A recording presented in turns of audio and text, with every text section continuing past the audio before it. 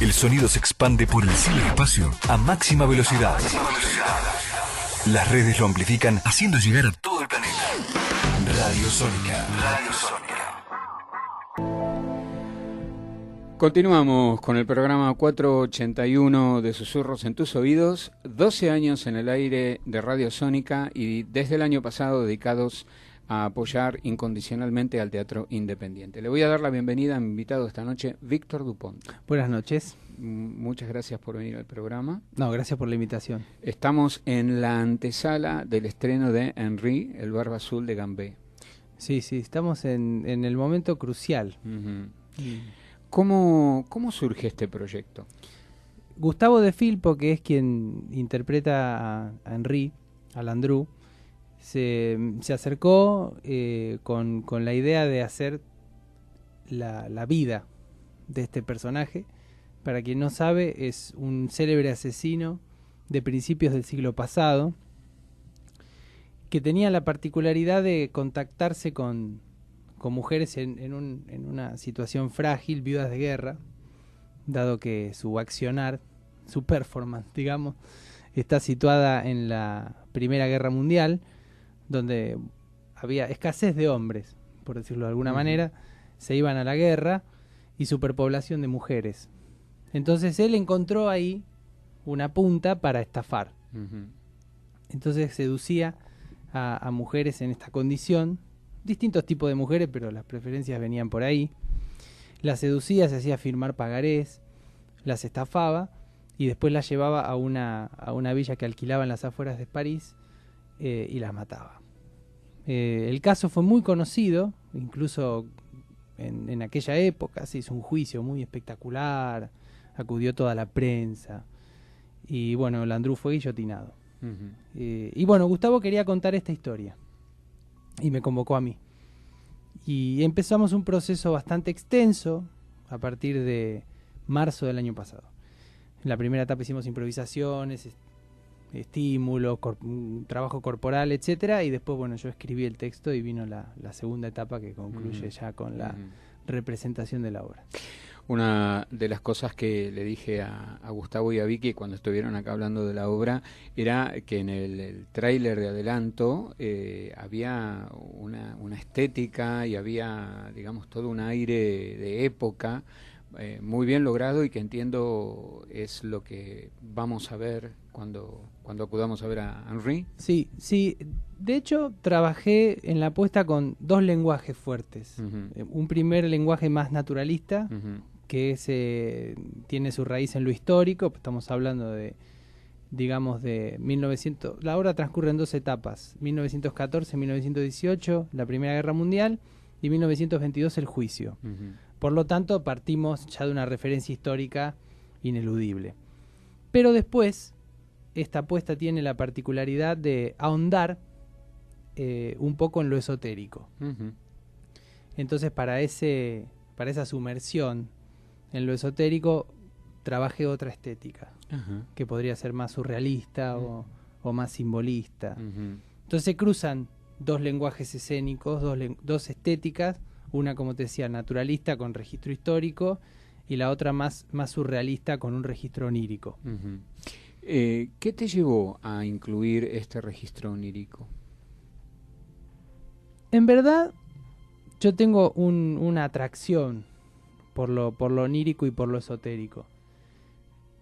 Y me parece que el teatro es un lenguaje muy apropiado para explorarlo. El vínculo de la tradición teatral con el fantasma se puede rastrear no solamente en los propios textos, el fantasma, la voz del fantasma de Hamlet, del fantasma paterno, sino incluso en los propios mitos de los fantasmas que están en los teatros, de que suceden cosas permanentemente en los ámbitos teatrales y todos creemos que nos pasan a nosotros y en realidad son esas sincronicidades que suceden cuando empiezan los cuerpos a convocar fuertemente. Y siempre me interesaron, ¿no? Casi como un anacronismo, porque es muy típico de los autores y de los escritores, en realidad, de principios del siglo pasado eso, Ujú. ¿no? De todo lo que es la antroposofía, el Ujú. esoterismo, las Ujú. ciencias ocultas. Ujú. Por ejemplo, no sé, Roberto Arlt, pensaba, un escritor argentino que tenía como mucho interés por eso, por las ciencias ocultas. Olga Orozco, la poeta también argentina. Perdón, ¿no? Sí, sí. Incluso el mismo Jung, hace un momento hablábamos, ¿no? De Jung, su tesis de graduación tiene que ver con los fenómenos mediúmnicos, ¿eh? Entonces, porque él tenía una prima que canalizaba y él quería entender cómo era esto de... Bueno, Jung es un caso excepcional de un investigador en Occidente con una formación, bueno, vos lo sabés mejor que yo, ¿no? Una formación freudiana, alumno predilecto de Freud, pero con una erudición en todo lo que es la trama de los saberes esotéricos impresionante. Es decir, una mentalidad teórica, una mentalidad científica para explorar los fenómenos mediúmnicos, místicos, trascendentales. Es como una New Age avant la letra. Claro, o sea, sí, claro. antes de tiempo. Exacto. Pero con un fuerte impulso de investigación científica. Bueno, en la obra, Jung creo que me inspira en lo que es el concepto de la sombra. Uh-huh.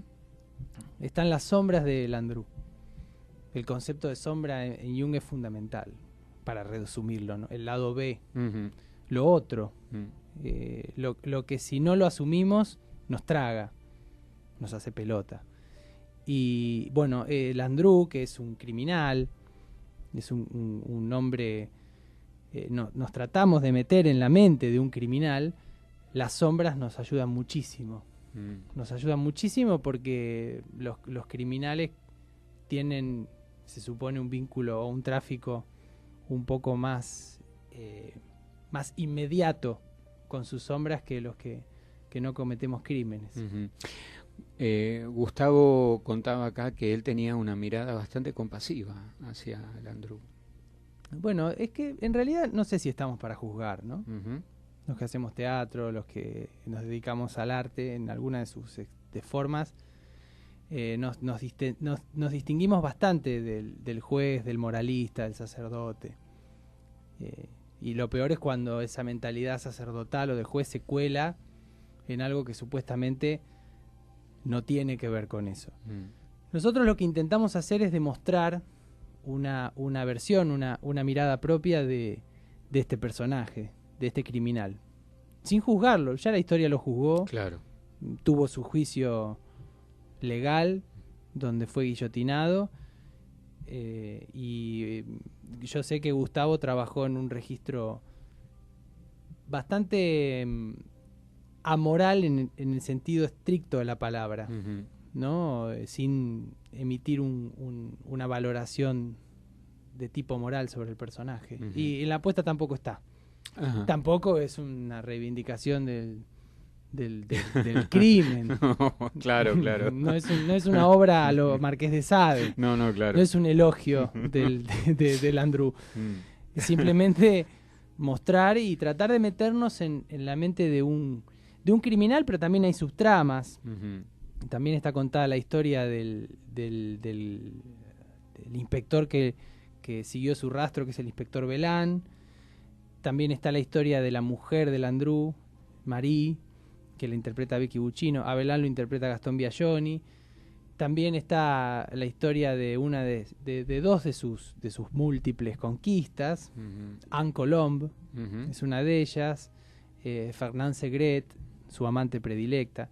Es una obra polifónica. Uh-huh. Es una obra polifónica. Pero hay un clima unificador que es la mente de Landru. Bien.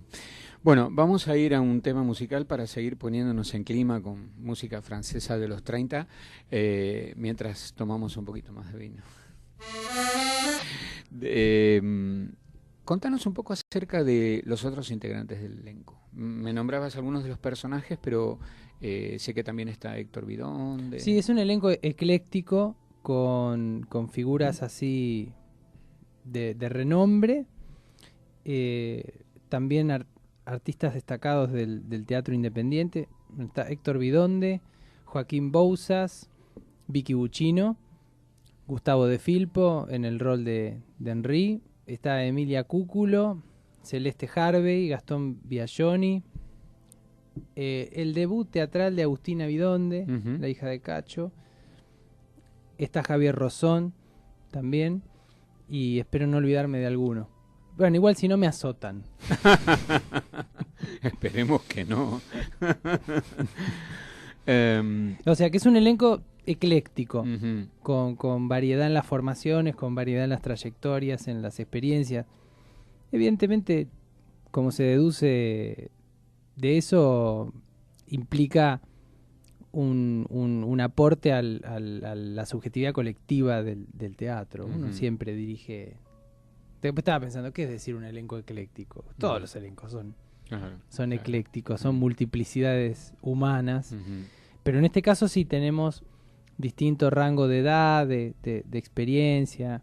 Es interesante, eso es formador, Uh-huh. tenga la edad que uno tenga, Uh-huh. porque implica el desafío de unificar un criterio en base a lo múltiple. Uh-huh. ¿Amás dirigir? Sí, me encanta. Es lo que más me gusta. A mí me gusta mucho actuar, me gusta escribir teatro también, pero dentro de lo que es el ámbito teatral, lo que más me gusta es la dirección. Uh-huh. Sí, me encanta. Uh-huh. Me fascina. Y ha de ser, supongo, ¿no? Hablo yo como espectador, complejo a veces cuando hay gran cantidad de personajes. Sí, es dificilísimo. ¿No? Me imagino que lograr una sincronía y que todo salga como está, digamos, en tu mente. Sí, para eso, en realidad para eso me parece que lo que hace falta es tiempo. Uh-huh. Esa es la ventaja que tenemos los que hacemos teatro independiente. Uh-huh. Tenemos grandes desventajas, ¿no? No ganamos dinero o poco. Estamos un poco en los márgenes de la agenda, pero tenemos una gran ventaja metafísica y artística que es el tiempo. Nosotros tenemos tiempo. Entonces tenemos tiempo para experimentar, tenemos tiempo para el caos, para la desorganización, para la falta de planes. Tenemos tiempo para la incertidumbre. Y tenemos tiempo también para organizar todo eso. Uh-huh. Entonces creo que es fundamental el tiempo. Desconfío de los directores, bueno, hay un montón, ¿no? Tienen 7, 8 puestos, no sé cómo hacen. Uh-huh. ¿No? Para buscar un lenguaje, bueno, las grandes obras requieren tiempo. Incluso las que parecen, no, estaba pensando en el joven Werther de Goethe, Uh-huh. que la escribió, bueno, en 2 semanas, 3 semanas. Bueno, pero si contamos el tiempo de estudio, de formación, las experiencias del propio Goethe, quizá la escribió en 35 años y 2 semanas. Uh-huh. Claro. Claro. Creo que las obras requieren, sobre todo las que apuntan a constituir un lenguaje propio y no una mera repetición o un acto automático del oficio, me parece que requieren tiempo. Y esa es, creo yo, ese es el secreto. Uh-huh. Porque igual de todos modos la obra ya tiene una existencia mucho antes de que sea puesta en palabras, ¿no? De que sea puesta en papel.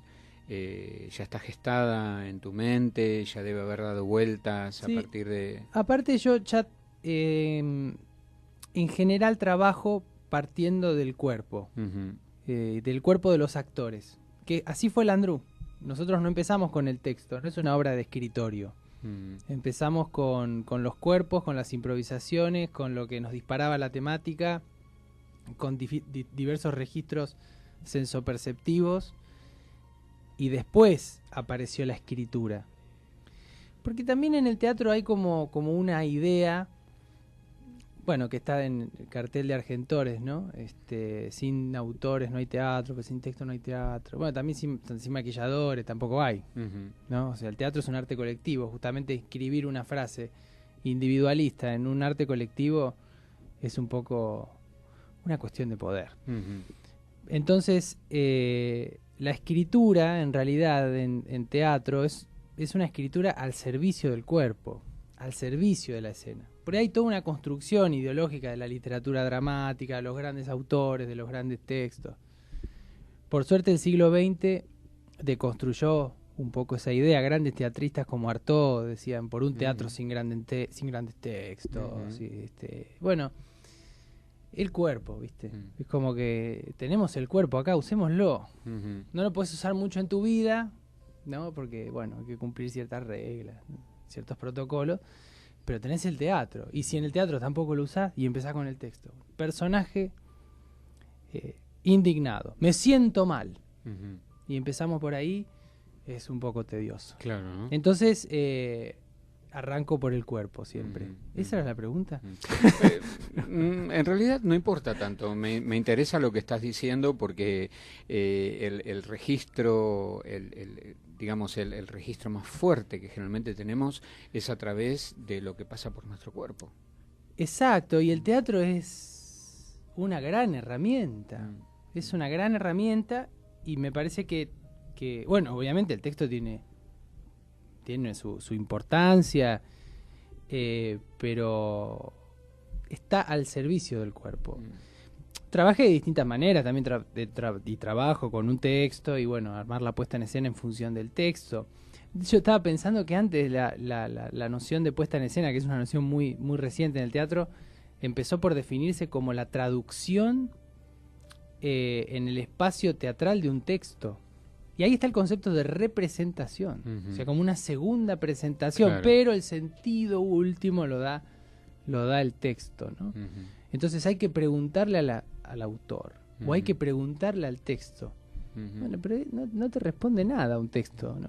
También ya lo veía Sócrates, ¿no? Cuando Sócrates se negaba a escribir por eso mismo, ¿no? Porque si yo a un texto no le puedo preguntar nada. Exacto. Grandes teatristas actuales, Ricardo Bartís, por ejemplo, trabaja también de esa manera y él se niega a escribir un libro. Él prefiere esto, la palabra en la deriva de la conversación, ¿no? Si hablamos de teatro, ¿no? Si hablamos de otras disciplinas, bueno, está bien. Claro. ¿No? Si vamos a hacer un texto si vamos a hacer una investigación sobre Jung, lo mejor es escribirlo. No, seguro. Pero para nosotros como espectadores, la experiencia del teatro es una experiencia maravillosa porque nos traslada a algún lugar donde sucede o acontece algo y durante ese momento está esa parte de la historia frente a nosotros, ¿no? Que es muy distinta a la experiencia cinematográfica. Claro, bueno, el teatro necesita de la presencia. Jorge Dubati, el crítico, habla del convivio. La mancomunión o el éxtasis compartido, éxtasis en el sentido del salir fuera, ¿no? del salirse, el éxtasis compartido entre el espectador, expectación, también es hacia afuera, y el actor. Y son esos cuerpos, ¿no? Nosotros es como que hemos sido muy astutos con las ausencias, ¿no? Las nuevas tecnologías, los celulares, en realidad son elementos para disimular la ausencia. Y el teatro no puede disimular la ausencia de ninguna manera. No hay ningún dispositivo técnico que pueda hacer una sustitución en el sentido de obviar la ausencia. Es presencia absoluta. Me gustó mucho, digamos, Gustavo tiene el physique du rôle perfecto para hacer, ¿no? Es Landru. La verdad que vi las fotos originales de Landru, recuerdo haber visto la película que hizo Chabrol en los 60 sobre Landru, y Gustavo es Landru. Sí, el otro día estaba también en uno de los ensayos y de golpe lo vi salir del baño caracterizado. Ya lo había visto caracterizado y me impresionó. Sí, me impresionó. Da con el physique du rôle, pero él también ha trabajado puntillosa, obsesivamente la caracterización externa. Entonces el efecto mimético es impresionante. Claro. Es impresionante. Él ya se puso la máscara por fuera de la máscara teatral. Ya su imagen es parecida a la de Landru, lo cual creo que le debe traer algunos problemas en su vida amorosa. Tal vez, no lo sabemos, pero bueno, podemos suponer que sí, porque quien tenga conocimiento de este asesino serial seguramente, bueno, tomará sus recaudos. Huirá despavorida. Bueno, Víctor, yo realmente te deseo a vos y a todo el equipo de Henry el mayor de los éxitos. Sé que hay mucho esfuerzo, mucha polenta puesta detrás de este proyecto. Lo sentí cuando vinieron aquí Gustavo y Vicky, lo vi en el tráiler de avance, en el póster, digamos, hay todo un clima y hay toda una expectativa armada alrededor de esta apuesta que yo creo que, bueno, estoy ansioso de que llegue el 6 de abril para estar viéndola. Bueno, ya la invitación está hecha. Te esperamos y te agradecemos mucho por la difusión y por compartir en tu espacio nuestra propuesta y aparte por invitarme a tan rico convite hecho de queso y vino. Te agradezco mucho tu hospitalidad. No, por favor, al contrario, para mí es un placer y también hoy es el Día Mundial del Teatro, así que felicitaciones, vos que estás, digamos, allí llevando la delantera en el teatro, que como puse en Facebook hoy, no es lo que nos permite soñar y vivir tantas vidas que en realidad no vivimos, pero vamos al teatro y entramos en otro registro. Sí, nos permite eso, ¿no? Nos permite la fuerza de la imaginación y de las otras vidas. Exactamente. Muchas gracias por el saludo y reitero por la hospitalidad. No, por favor, todo lo mejor para Henry y Gracias. un beso muy grande para Vicky y un abrazo a Gustavo. Muchas gracias. Éxitos. Nos reencontramos el próximo martes 3 de abril. Buena semana, buenas Pascuas. Chao. Les mots tendres qu'on murmure